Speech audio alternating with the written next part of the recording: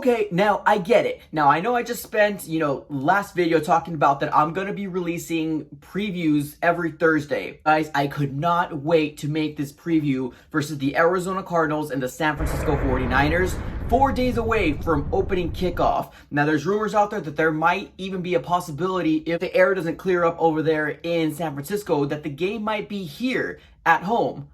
That is crazy. So we'll go ahead and follow that story very closely, guys. But without further ado, let's go ahead and talk about the preview versus the Arizona Cardinals and the San Francisco 49ers. Go ahead and roll that intro.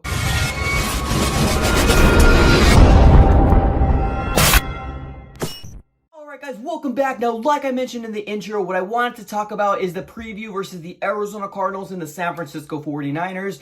3 things we need to look out for and 3 keys to success. What the Arizona Cardinals needs to do to come out with a W for the first week in the NFL season. Now, I'm not going to talk about if I feel like the Arizona Cardinals are going to win. That's not what this video is about. It's just basically breaking down and what I feel like they should do. If you want to go ahead and find out what my prediction is for the entirety of the year, I'll go ahead and link a video up here, and I'll also put the video in the description below. But without further ado, let's go ahead and just jump right into it, guys. Things that the Arizona Cardinals needs to look out for. Key point number 1, and I'm going to go ahead and emphasize this drastically, is George Kittle. Now, there is some rumors out there that he might miss week 1. He was hurt during training camp, but I don't think that he is going to miss week 1. I think he's a go. He might be 90%, maybe 98% good, but I think he's going to be playing week 1. They drastically need George Kittle, especially because they had this abundance amount of wide receivers that were hurt throughout training camp. They even, went down to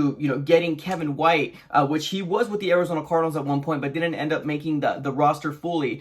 So there's that. Now, one big thing about George Kittle is he probably is seen as one of the top best tight ends in all of football. He's not really known for his blocking abilities, but I know he can do it. But he's really, really known for his playmaking abilities and what he can do. Now, he came out back in 2017. I believe in that first year he came out, he had about 500 yards receiving. Within his last 2 years, he had 2 back-to-back 1,000-yard receiving seasons, and honestly, I think that that's what he's trying to do again. Now, he's probably thinking like, best opportunity to start off hot, especially because the Arizona Cardinals did not have an answer in covering tight ends such as George Kittle last year. So it's a really big emphasis that George Kittle, they got to go ahead and come up with a scheme to make sure that he is not a big key piece within their offense. For my second point, something that we need to look out for the Arizona Cardinals, their offensive line is actually pretty darn good. Now, as far as their offensive line, because they ended up getting Trent Williams, which was the left tackle for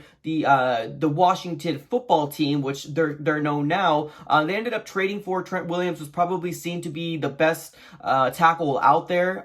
He wasn't happy with that organization, so he now came to the San Francisco 49ers. They're saying that he's a go, he's 100%, he's going to be playing. So we need to look out for their entirety of their offensive line. We can go ahead and make some damage when it comes to the running games. Now, I don't know if they're going to be doing running back by committee, which it seems like that's what a lot of teams are doing in the NFL now. So we got to be looking out for Mostert, and we also got to look out for, I believe, McKinnon was his name, and Coleman as well. So I don't exactly know 100% who's going to be the featured back. I personally think it's going to be Mostert, but we'll go ahead and see when it gets closer to Sunday at this point. So got to go definitely look out for that running game, make sure it gets shut down. Now, my third and final point here for the San Francisco 49ers, something we got to look out for is their entirety of their defense is just nasty. Now, I think one thing of emphasis is their defensive line is, I believe there was a interview that somebody was telling Kyler Murray, who do you think is the most powerful or like the hardest defender that you had to play in your first year of being a rookie in the NFL? And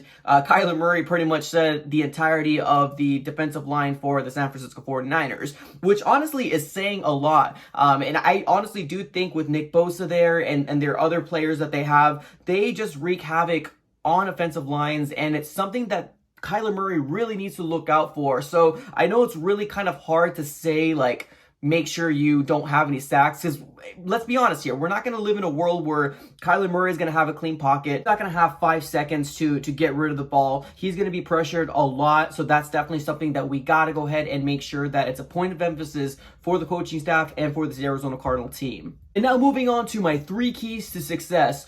First point is I want to make sure is that the Arizona Cardinals defense creates pressure on Jimmy Garoppolo. I know that, a lot of quarterbacks, when they're under pressure, they're not making the smartest decisions out there. And I feel like Jimmy Garoppolo is prime to basically not make those great plays out there when he is pressured. So this is when all our key pieces are coming in. All our new shiny toys, all our new pieces on our defense is gonna have to show up. Whether it's Chandler Jones on the edge, Devin Kennard on the opposite side, or even Jordan Phillips in the interior, or heck, even Corey Peters if he wants to do that dance again that I love seeing him do.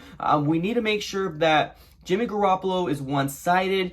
He doesn't know where pressure is coming from. That's exactly what we need, and we need it big on that defensive side of the ball. Now, I would love and I would hope that Chandler Jones can start off the season with 2 sacks on Jimmy Garoppolo, but honestly, at this point, I would love and settle for 1 sack. But it's imperative, it's important that the Arizona Cardinals gets pressure on Jimmy Garoppolo so he can make some silly mistakes out there, or we can get either Patrick Peterson or Dre Kirkpatrick or even Byron Murphy out there to get a pick. Now, moving on to my point number 2 here is I want to make sure that the offensive side of the ball is balanced. Now, the reason why I say this is I don't want the San Francisco 49ers just to plan based off of DeAndre Hopkins. If they shut down DeAndre Hopkins, our offense isn't there. That would be the worst thing that could possibly happen to the Arizona Cardinals, and being one-sided and not knowing what to do. Now, I'm a little worried because we didn't have OTAs, we didn't have a lot of reps, we didn't have preseason, so that worries me a little bit, especially because at the beginning of last year, when we ended up playing against the Lions, it really did show up that we weren't prepared. So I hope that, coming into this season, that we're much more of a balanced offense, not that air raid type offense, but more of a kind of like a balance. Make sure that Kenyon Drake does have the opportunity to run the ball, and don't give up on the run, especially if it doesn't work for, the first 5 carries. Make sure that the option is there. Go ahead and do play actions, do anything you possibly can for the defensive side of the ball for the San Francisco 49ers to basically keep them on their toes. To be 100% honest with you, you do not want to make sure that you're a one-sided offense for the San Francisco 49ers team, because this can turn ugly real fast if we allow that. So make sure that D-Hop is involved, make sure that Fitzgerald is involved, Andy Isabella, Christian Kirk, and also our guy Kenyon Drake back there. Make sure that they're all involved in the offense, and it's just going to flourish from there. My last point, my number 3 point is I do not want Kyler Murray to take unnecessary sacks or just kind of silly plays. So this is to the coaching staff. Do not try to be cute, especially when we're in the second or the first yard line and pretty much at the end zone. Don't do anything cute. Just do what you got to do. Make sure that we go ahead and go to San Francisco 49ers and make sure that we emphasize in what we're trying to do within this offense. Now, there was a lot of times within Kyler Murray's rookie year that he was taking a lot of unnecessary sacks, whether it's pretty much him running out of bounds and losing yards, or sitting down and pretty much, not doing very much with the ball. It should be a point of emphasis for this coaching staff to let Kyler Murray know it's okay to throw the ball away. I would rather him be at a 3rd and 10 than a 3rd and 15 because, he took a sack, an unnecessary sack. Now, I get Kyler Murray is going to have pressure on him. We're not living in a perfect world where our offensive line is, the best out there. I get it. There's going to be some times where Kyler Murray does get pressured, but it's up to him within that split-second decision on what he feels like is best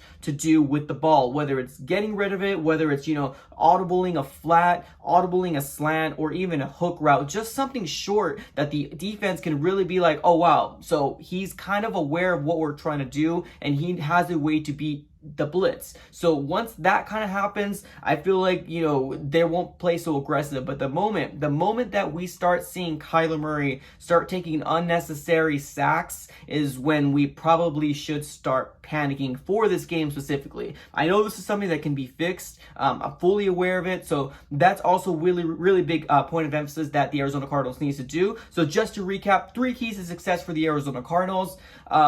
Create pressure on Jimmy Garoppolo. Make him, one-sided. Number 2, being a balanced offense, get everybody involved, running, throwing, making sure you don't give up on either or. And number 3, more on Kyler Murray's behalf, do not take unnecessary sacks if you do not need to. So let me know what you guys think. If there's something that I might have missed, put it in the comments below. Drop a like, and if you're new, please consider subscribing, guys. 4 days away from kickoff, and tomorrow is the game against the Chiefs and the Texans. Couldn't be much more excited. Football season's finally back. That's all I got for this episode, guys. Thank you so much, and I'm out. Thank you.